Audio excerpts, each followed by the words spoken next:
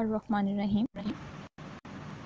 Welcome students in our channel view short notes. और lecture शुरू करने से पहले आप लोगों से रिक्वेस्ट है कि आप हमारे चैनल व्यू शॉर्ट नोट्स को सब्सक्राइब करें ताकि आने वाली मज़ीद हेल्पफुल वीडियोस का नोटिफिकेशन आपको मिल सके।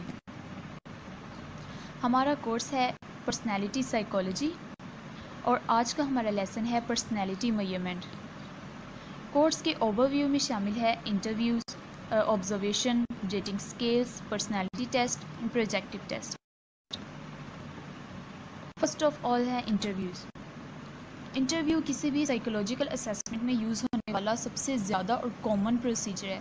इंटरव्यूज़ से लोगों को ये मौका मिलता है कि वो अपनी जो प्रॉब्लम्स हैं उनको ज़्यादा से ज़्यादा डिस्क्राइब कर सकें और इन्हीं डिस्क्रिप्शन से जो क्लिनिशियंस हैं उन्हें पेशेंट्स के जो है अपीयरेंस और उनके नॉन वर्बल बिहेवियर का पता चलता है, उसके ज़्यादा से ज़्यादा इंपॉर्टेंट फीचर्स मिल जाते हैं। Structured interviews. Assessment interviews structure के हिसाब से वेरी करते हैं। इनमें कुछ क्वेश्चंस ओपन एंडेड भी होते हैं। ओपन एंडेड क्वेश्चंस वो क्वेश्चंस हैं जिनका आंसर सिर्फ येस या नो में नहीं होता, मींस उसके लिए एक डिटेल्ड आंसर की ज़रूरत होती है। स्ट्रक्चर्ड इंटरव्यूज़ में क्योंकि एक लिस्ट ऐड होती है क्वेश्चंस की, डिटेल्ड क्वेश्चंस की एक लिस्ट होती है, तो इससे बहुत ज़्यादा इन्फॉर्मेशन मिलती है डायग्नोस्टिक डिसीजंस के लिए।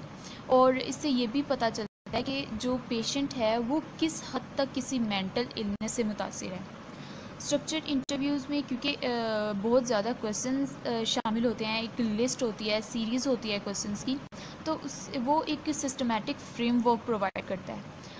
बट इतनी ज़्यादा इम्पॉर्टेंट इंफॉर्मेशन होने के बावजूद, डायग्नोस्टिक इंफॉर्मेशन होने के बावजूद भी एक एक्सपीरियंस क्लिनिशियंस की जो है ज़रूरत पड़ती है। फिर है ऑब्जर्वेशनल प्रोसीजर्स।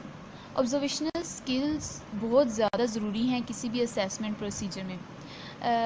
बाज़ औक़ात ऐसा होता है कि पेशेंट को ऑब्ज़र्व करना ज़्यादा मुश्किल नहीं होता, वो खुद भी अपनी रिपोर्ट देता है, लेकिन बाज़ औक़ात ऐसा भी होता है कि जो पेशेंट कहता है उसका बिहेवियर उसके हिसाब से नहीं होता, मींस वो टोटली ऑपोजिट होता है, और ऐसे ही जो है पेशेंट्स उनको डील करना ज़्यादा मुश्किल होता है।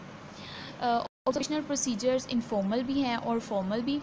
इनफॉर्मल ऑब्जर्वेशंस क्वालिटेटिव भी हैं, क्वालिटेटिव होते हैं। जो क्लिनिशियंस हैं वो पेशेंट का बिहेव और उसकी इन्वायरमेंट दोनों को ऑब्ज़र्व करते हैं, उसके लिए दोनों को ऑब्ज़र्व करना ज़रूरी होता है।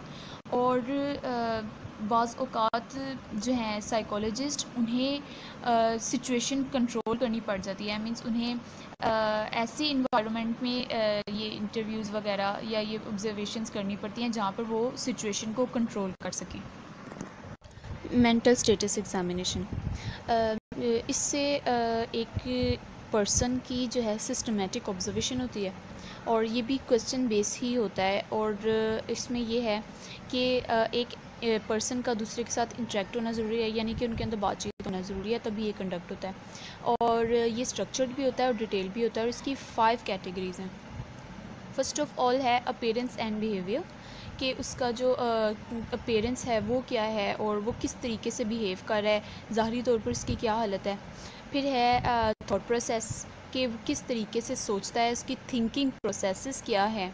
फिर है मूड एंड इफ़ेक्ट, कि वो किस तरीके से इफ़ेक्ट करेगा किसी भी मूड में, मींस के सैडनेस में या हैप्पीनेस में। फिर है इंटेलेक्चुअल फंक्शन, कि उसका जो इंटेलेक्चुअल है वो किस तरीके से काम करता है। फिर है perception of person, place and time, कि उससे एक पर्सन के बारे में, प्लेस और टाइम के बारे में से कितनी समझ पूछा है, उसकी क्या परसेप्शन है। फिर है रेटिंग स्केल्स। रेटिंग स्केल्स में जो है ऑब्ज़र्वर वो उसकी जो है पेशेंट है उसके बारे में जजमेंट्स करता है, कि मींस यहाँ पर एग्जांपल अब ले सकते हैं कि वो एक्सट्रोवर्ट है या इंट्रोवर्ट है।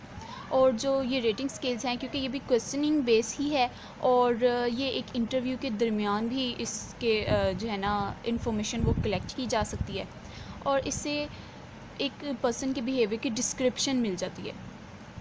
ये कुछ जो हैं असेसमेंट टूल्स हैं जिन्हें उसके लिए किया जा सकता है। पेशेंट का जो है ट्रीटमेंट के लिए उसे किया जा सकता है। और यहाँ पर ये है कि 2 पॉइंट रेटिंग स्केल्स की बात की है, मींस के कंप्लीट इन्फो मिल जाए उसके बारे में। 2 पॉइंट रेटिंग स्केल्स मतलब कि इसमें जो रिस्पोंडेंट है वो न्यूट्रल नहीं रह सकता, उसे किसी ना किसी पॉइंट पर पहुंचना है, मींस के इस क्वेश्चन का आंसर ट्रू है या फॉल्स है, या उसको किसी ना किसी नतीजे पर पहुंचना पड़ता है, वो न्यूट्रल नहीं रह सकता। और ये रेटिंग स्केल्स जो हैं ये हॉस्पिटल्स में भी यूज़ होते हैं फ़िज़िकल या फिर साइकोलॉजिकल इलनेस को मेजर करने के लिए। नेक्स्ट है हमारे पास बिहेवियरल कोडिंग सिस्टम्स।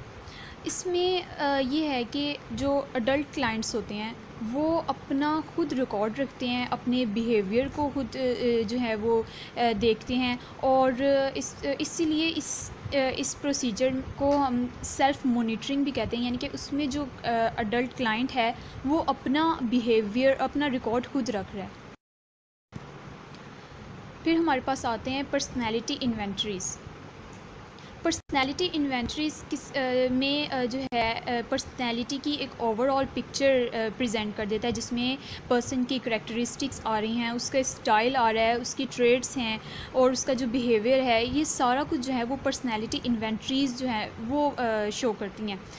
पर्सनैलिटी जो है इन्वेंटरीज़, उनमें एक सबसे प्रोमिनेंट नेम है, वो है MMPI, मतलब मिनीसोटा मल्टीफेजिक पर्सनैलिटी इन्वेंटरी। ये एक टेस्ट था जो 1940 में डेवलप किया गया था और पब्लिश 1943 में हुआ था। और ये स्टेटमेंट्स पर मुश्तमिल होता है। इसमें जो क्वेश्चंस हैं वो स्टेटमेंट्स पर मुश्तमिल होते हैं और उनमें ट्रू फॉल्स हैं, या फिर उनमें एक जो है दूसरे भी हो सकते हैं, येस नो वगैरह या ट्रू फॉल्स वगैरह, या मल्टीपल चॉइस की सूरत में ये होते हैं। और इनमें यहाँ पर एग्जांपल दी हुई है कुछ स्टेटमेंट्स की, जैसे कि आई क्राई इजीली, इसका उनको आंसर देना है कि ट्रू है या फॉल्स है। और I am happy most of the time, या I believe I am being followed. Personality inventories test items पर कंसिस्ट करती हैं। यहाँ पर बात की है MMPI की, कि MMPI is consisted of 550 items. MMPI consists of 10 clinical scales, meaning that it diagnoses people on 10 clinical disorders. It has got 4 validity scales, which include number 1 lie scale, next the F scale, infrequency scale, third one K scale, the defensiveness scale, and the can not से scale. इसमें ये है कि MMPI जो है वो 550 items पर consist होता है, और ये तकरीबन ये 10 क्लिनिकल स्केल्स पर कंसिस्ट करता है, जिसका मतलब है कि ये जो है 10 क्लिनिकल डिसऑर्डर्स को क्योर करने में मदद करता है। इनके ये 10 क्लिनिकल जो डिसऑर्डर्स हैं उनको डायग्नोस करता है। और इसकी वैलिडिटी स्केल्स जो हैं, इसका ये जो 4 वैलिडिटी स्केल्स दिए हुए हैं, ये जो है पर्सन उसके बिहेव के बारे में बताते हैं, उसकी जो है एम्पिरिकल डाटा कलेक्ट करके देते हैं, पेशेंट के बारे में इंफॉर्मेशन देते हैं। The most extensively use personality inventory is the Minnesota Multiphasic Personality Inventory. The inventory was revised several years ago and it is currently known as MMPI-2. The MMPI-2 is based on 567 statements that cover topics ranging from physical complaints and psychological states to occupational preferences and social attitudes. Scoring of MMPI-2 is objective. इसमें बात की है कि जो MMPI है वो कुछ सालों पहले रिवाइज्ड किया गया था, और अब वो करंटली जो है उसे MMPI-2 के नेम से जाना जाता है। और MMPI जो है ये सबसे ज़्यादा यूज़ होने वाली पर्सनैलिटी इन्वेंटरी है, और ये तकरीबन जो है 567 स्टेटमेंट्स पर ये बेस्ड करती है। और इसके जो टॉपिक्स हैं जो ये कवर करता है उनमें है फ़िज़िकल कंप्लेंट्स हैं, साइकोलॉजिकल स्टेट्स हैं, और सोशल एटीट्यूड्स के बारे में ये टॉपिक्स जो है वो कवर करता है। और MMPI-2 की जो स्कोरिंग है वो ऑब्जेक्टिव है। और अगर हम इनके MMPI-2 के जो है आइटम्स अगर उनकी बात करें तो उसकी एग्जांपल्स में आता है कि I like automobile magazines and I wake up with loads of energy most mornings and I'm startled by loud noises. Number 6 पे हमारे पास है projective personality test. Psychoanalytic personality theorists have developed several assessment measures known as projective tests. They include a variety of methods in which ambiguous stimuli such as pictures of people or things are presented to a person who is asked to describe what he or she says. Psycho analytic personality theorist ने कुछ जो है projective test develop किए थे और इनमें ऐसे methods शामिल होते हैं, इन टेस्ट में ऐसे मेथड्स ऐड हैं जिनसे जो है लोगों को गैर वाज़ेह स्टिमुला दिया जाता है. फॉर एग्ज़ाम्पल उनके आगे कुछ पिक्चर्स रखी जाती हैं, कुछ चीज़ें रखी जाती हैं और फिर उनसे कहा जाता है कि वो इस चीज़ को डिस्क्राइब करें कि वो क्या देख रहे हैं, उन्हें क्या पता चल रहा है. The theory here is that people project their own personality, their needs, their wishes, their desires. इसमें लोग खुद इस थ्योरी के मुताबिक लोग अपनी पर्सनैलिटी को खुद प्रोजेक्ट करते हैं, अपनी ज़रूरियात को, अपने विशेस को, अपने डिज़ायर्स को, जो उनका अनकॉन्शियस फियर है दूसरे लोगों से उसको, और कुछ चीज़ें जैसे कि इन ब्लॉट्स हैं या पिक्चर्स हैं और उनके बारे में अपनी जो पर्सनैलिटी है उसको प्रोजेक्ट करें. जो प्रोजेक्टिव टेस्ट हैं ये साइको एनालिटिक थ्योरी के ऊपर बेस करते हैं जो कि अभी तक कंट्रोवर्शियल ही हैं.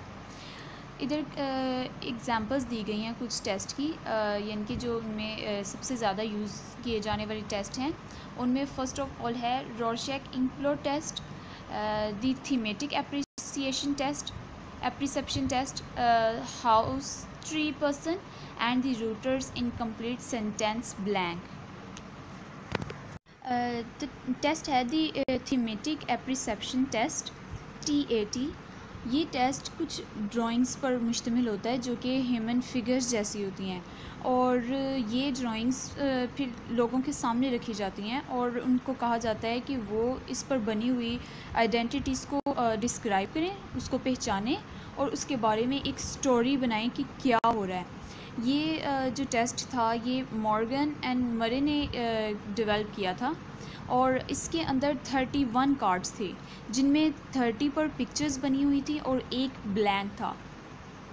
जो पिक्चर्स जिन पर बनी हुई थी वो कार्ड जो थे वो सब्जेक्ट को शो किए जाते थे और जो थेरेपिस्ट था वो उनसे पूछता था कि आप इसके बारे में कोई ड्रामेटिक स्टोरी बताएं. और इससे ये फ़ायदा होता था कि जो है पेशेंट जो पर्सन है उसकी मेंटल सिचुएशन का पता चलता था कि वो क्या इमेजिन कर सकता है और क्या उसकी जो है इंटेलिजेंस वो क्या है. इसमें ये था कि अगर वो अपनी फेरी स्टोरी की बात की जाए तो उसमें वो एक अपनी डिज़ायर्स को शो कर सकते थे और जो स्टोरी वो बताते थे उसका एक टाइटल होना ज़रूरी था, उसकी बिगिनिंग, उसका मिडल पार्ट और उसका एंड होना ज़रूरी था. और ये जो थे टेस्ट ये उनकी जो थे उनकी ज़रूरियात के बारे में बताते थे, उनकी ख्वाहिशात के बारे में बताते थे. इससे काफ़ी हद तक उनके बारे में इस तरीके से अंदाज़ा लगाया जा सकता था. और यहाँ पर कुछ जो है different they have been several variations of the TAT for different groups. कुछ वेरिएशंस थी जिनमें है कि CAT children apperception test and SAT a senior apperception technique. Next है Reuters incomplete sentence blank test RISB. This test consists of a series of unfinished sentences that people are asked to complete. Usually it is considered a good springboard to explore and pinpoint areas of an individual's life that are problematic or conflicting. इसमें है जैसे कि name से show हो रहा है blank test, sentence blank test. इसमें कुछ अनफिनिश्ड सेंटेंसेस होते थे जो लोगों को मौका दिया जाता था कि वो खुद उससे कंप्लीट करें। इससे ये था कि उनकी इमेजिनेशन, उनके थिंकिंग लेवल, जो उनकी डिज़ायर्स थी वो सामने आती थी। यहाँ पर कुछ एग्जांपल्स हैं। I wish, my father is, girls are, home is a place. यहाँ पर वो अपनी मर्ज़ी से इसको कंप्लीट कर सकते थे। और ये जो टेस्ट थे ये जो थे उनकी पेशेंट की या इंडिविजुअल्स की सोशल, उनकी फैमिलियल और उनकी जनरल एटीट्यूड्स को शो करते थे। और इस टेस्ट में के जो थे वो 40 आइटम्स थे और जो कि इनकम्प्लीट थे, यानी कि ये 40 इनकम्प्लीट सेंटेंसेस के ऊपर मुश्तमिल था। और ये क्वालिटेटिव और क्वांटिटेटिव जो थे स्कोरिंग प्रोसीजर्स उन पर बेस था। नेक्स्ट टेस्ट है हमारे पास house, tree and person, HTP। जैसा कि नेम से है कि इसमें जो है पर्सन, उसे एक हाउस, ट्री और एक पर्सन की जो है पिक्चर वो ड्रॉ करने के लिए कहा जाता है। और उससे पहले से बता दिया जाता है कि ये इससे उसकी आर्ट की स्किल्स को जज नहीं किया जा रहा है, बल्कि ये उसकी जो है पर्सनैलिटी वगैरह उसकी असेसमेंट के लिए है। और जो है पर्सन, उसकी ड्राइंग से जो है एवेल्यूएट किया जाता है कि वो किस शेप की बना रहा है ड्राइंग, क्या क्वालिटी है उस ड्राइंग की, और जो है वो उसकी लोकेशन कहाँ है पेपर के ऊपर, क्या साइज़ है, वो क्या बैकग्राउंड यूज़ कर रहा है, क्या कमेंट्स कर रहा है, और जो है क्या फ़ीचर्स जो हैं उसके यूज़ कर रहा है। और इससे जो है उसकी पर्सनैलिटी को मेजर किया जाता है। जो हाउस की जो पिक होती है वो जो है रिफ़्लेक्ट करती है पर्सनल के इंडिविजुअल के इंटरपर्सनल रिलेशनशिप्स की। और उसके अलावा जो ट्री है उससे उसकी ईगो, उसकी डेवलपमेंट और उसकी फंक्शनिंग के बारे में पता चलता है। और जो है इंडिविजुअल, उससे पता चलता है कि उसकी सेल्फ़ परसेप्शन क्या है, या उसके लोगों के बारे में जो परसेप्शन, या अदर जेंडर हैं उनके बारे में उसकी क्या परसेप्शन है। नेक्स्ट है हमारे पास एडवांटेजेस ऑफ प्रोजेक्टिव टेस्ट। इसके कुछ एडवांटेजेस हैं जिनमें फ़र्स्ट ऑफ ऑल तो ये है कि कुछ लोग जो इंटरव्यू वगैरह नहीं दे सकते या उसे कंप्लीट नहीं करते, उनके लिए जो है ये कंफर्टेबल टॉकिंग है। और इसके अलावा जो है इससे इंफॉर्मेशन एक जो है काफ़ी ज़्यादा मिल जाती है, जिससे कि उनकी पर्सनालिटी वगैरह को मेजर करने में आसानी होती है, पर्सनालिटी असेसमेंट में आसानी होती है। और इससे जो है उनके रिलेशनशिप्स वगैरह या उनकी जो अपनी बिहेवियर है वो मेजर करने में आसानी होती है। इससे पता चलता है कि उनके अनकॉन्शियस में क्या चल रहा है, वो अपने अनकॉन्शियस में रिलेशनशिप्स के बारे में क्या सोचते हैं, क्या महसूस करते हैं। और इसका ये है फ़ायदा कि जो चीज़ें वो डायरेक्ट इंटरव्यू में या दूसरे मेथड्स जो हैं ऑब्जर्वेशनल प्रोसीजर्स उनमें नहीं बता सकते, वो इन प्रोजेक्टिव टेस्ट में शो करते हैं। आगे हमारे पास आ जाती हैं लिमिटेशंस प्रोजेक्टिव टेस्ट की। जहाँ इसके एडवांटेजेस हैं वहाँ इसकी कुछ लिमिटेशंस भी हैं। और फर्स्ट ऑफ ऑल तो ये है कि इसमें जो है स्कोरिंग वो स्टैंडर्डाइज नहीं हो सकती, यानी कि मुश्किल है, उसकी स्टैंडर्डाइज प्रॉब्लम्स आती हैं। और उसके अलावा जो है इंफॉर्मेशन वो जो है little information is available on which to base comparison to normal adults और चिल्ड्रन। कुछ जो इन्फॉर्मेशन है वो कंपेयर करनी पड़ती है, कंपेरेबल होती है जो दूसरे एडल्ट्स होते हैं और चिल्ड्रन हैं उनके साथ। मतलब कि जो थोड़ी सी इन्फॉर्मेशन होती है उसे नॉर्मल एडल्ट्स के साथ और नॉर्मल जो हैं चिल्ड्रन उनके साथ कंपेयर किया जाता है। और उसके अलावा जो है ये प्रोसीजर्स हैं प्रोजेक्टिव प्रोसीजर्स वो बहुत ज़्यादा टाइम कंज्यूमिंग होते हैं, जैसे कि रोशार्क जो है इनक्लो टेस्ट था। और उसके अलावा जो इनकी स्कोरिंग है वो रिलायबल नहीं है। और जो है many self report inventory rating scales and behavioral coding systems have been designed for the assessment of martial relationships and family systems। इसमें ये है कि जो काफ़ी सेल्फ रिपोर्ट थी, कुछ रेटिंग स्केल्स हैं और बिहेवियरल कोडिंग सिस्टम्स हैं, वो जो हैं रिलेशनशिप, मार्शल रिलेशनशिप की और फैमिली सिस्टम जो हैं उनके असेसमेंट के लिए बनाए गए थे, डिज़ाइन किए गए थे। और सबसे ज़्यादा जो एक पॉपुलर सेल्फ रिपोर्ट इन्वेंट्री थी, वो इन्वेंट्री है वो है फैमिली इन्वायरमेंट स्केल FES, जिसमें तकरीबन जो है 90 ट्रू फॉल्स आइटम्स होते हैं, जिससे कि फैमिलीज़ के सोशल करैक्टरिस्टिक्स का पता चलता है। If you like our video, don't forget to subscribe our YouTube channel and hit the bell icon for the notification of our next videos. अपना फीडबैक जो है वो कमेंट सेक्शन में ज़रूर दीजिएगा, लाइक करें, शेयर करें, और as your support will be our motivation. Thank you.